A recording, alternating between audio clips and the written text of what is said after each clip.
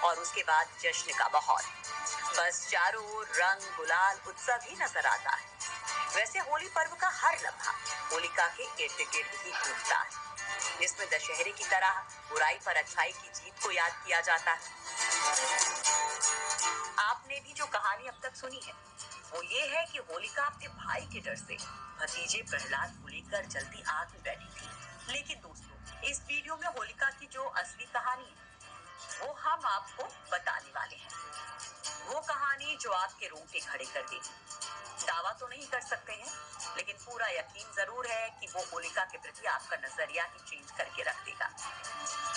लिहाजा दोस्तों, वीडियो पूरा देखिए और ये कहानी और वीडियो आपको कैसा लगा ये हमें जरूर कमेंट करके बताइए। और हाँ दोस्तों, अगर आपने हमारा चैनल सब्सक्राइब नहीं किया है तो वो जरूर कर दें।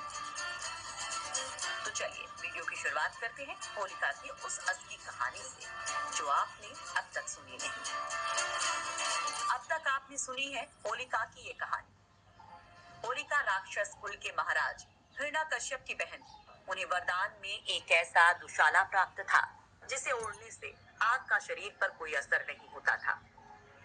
जब हिरण्याकश्यप ने होलिका को अपने पुत्र प्रहलाद को लेकर जलती आग में बैठने का आदेश दिया तो भाई के आदेश का पालन करने के लिए वो प्रहलाद को लेकर अग्निकुंड में बैठ गई। लेकिन कहा जाता है कि इस दौरान इतनी तेज हवा चली कि दुशाला होलिका के शरीर से उड़कर भक्त प्रहलाद पर गिर गया। इससे प्रहलाद तो बच गया, लेकिन होलिका भस्म हो गई।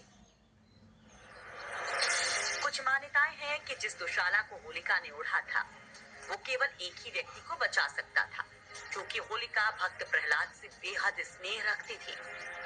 लिहाजा वो खुद जल गई और भक्त प्रहलाद बच गए। खैर, ये वो कहानी है जो आप सुनते आए हैं। लेकिन होलिका को लेकर हिमाचल की वादियों से निकलती है इसकी असली कहानी, जो हर किसी का दिल द्रवित कर देती है। अब सुनिए प्रेम दीवानी होलिका की कहानी। आम लोगों की कहानी से अलहदा हिमाचल प्रदेश में एक और कहानी कही जाती है। इसके मुताबिक इलोजी और होलिका की प्रेम कहानी है। ऐसी प्रेम कहानी जहां प्रेमिका के रूप में होलिका की विरह वेदना झलकती है, जिसके मुताबिक होलिका एक ऐसी प्रेमिका है जिसने अपने प्रेम को बचाने के लिए खुद की बलि दे दी। हालांकि उनके प्रेमी इलोजी भी इसी प्रेम में पागल हो गए। हिमाचल प्रदेश में गूंजती होलिका और इलोजी की प्रेम कहानी के मुताबिक काम रूप का प्रतिरूप कहे जाने वाले इलोजी उनसे बेइंतहा मोहब्बत करते थे। वो राक्षस कुल के राजा हिरण्याकश्यप के पड़ोसी राज्य के राजकुमार थे। होलिका भी उन्हें बेहद चाहती थी। दोनों की जोड़ी इतनी उम्दा थी कि लोग उनकी बलाएं लेते थे। दोनों का विवाह भी तय हो गया था, लेकिन उनकी किस्मत में शायद एक होना लिखा ही नहीं था, क्योंकि हिरण्याकश्यप अपने पुत्र प्रहलाद के प्रभु प्रेम से परेशान था। उसने कई बार अलग अलग तरीकों से उसे समझाने की कोशिश की, लेकिन वो कामयाब नहीं हो सका। इसके बाद उसने सोचा कि क्यों ना होलिका को प्रहलाद को आग में प्रवेश करने को कहा जाए, क्योंकि होलिका को तो अग्नि से बचने के लिए वरदान मिला था।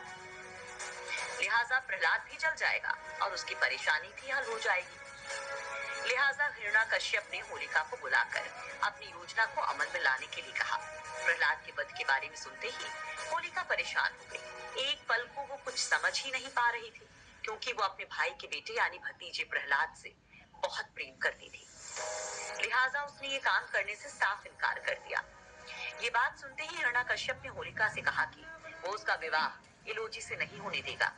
भाई हिरण्याकश्यप की बात से होलिका और परेशान हो गई। अपने प्रेम और भतीजे प्रहलाद दोनों के ही जीवन पर संकट देखकर होलिका धर्म संकट में फंस गई। उसे कुछ सूझ नहीं रहा था कि आखिर क्या करे।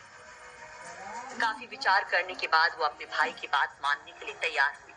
होलिका को ये तो मालूम था कि उसका आग में कुछ नहीं बिगड़ेगा।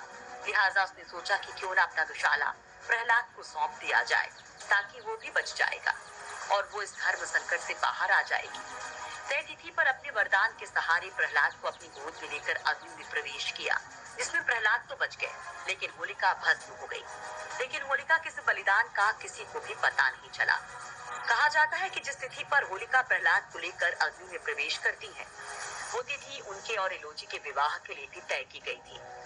ऐसे में जब इन सारी बातों से अनजान इलोजी बारात लेकर राजमहल पहुंचते हैं, तो होलिका के बारे में जानकर स्तब्ध रह जाते हैं। वो अपना मानसिक संतुलन खो बैठते हैं। जैसे ही उनकी दृष्टि उस जगह पर पड़ती है जहां होलिका जली थी, तो वो वहीं लेट जाते हैं। कहा जाता है कि इसके बाद वो जब तक जीवित रहे, बस होलिका को ही तलाशते रहे। होलिका रिलोजी की इस प्रेम कहानी को हिमाचल प्रदेश में आज भी सम्मान पूर्वक याद किया जाता है।